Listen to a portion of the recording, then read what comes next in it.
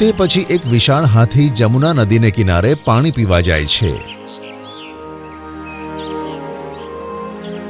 તે પણ બિચારો થોડા સમય પછી મરી જાય છે। હાથીના મૃત્યુની સમાચાર સાંભળતા જ બધા જાનવરો આશ્ચર્ય પામે છે।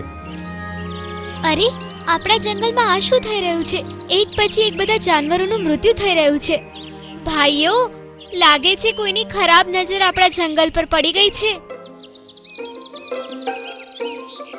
એ મોટી બિલ્લી, આ જંગલમાં તારાથી વધારે ખરાબ નજર વાળું કોઈ નથી। ઓય ચાલાક લોમડી, પોતાને તો ખબર નથી કૂતરો છે કે ગધેડો, આયો મોટો મને કહેવા વાળો।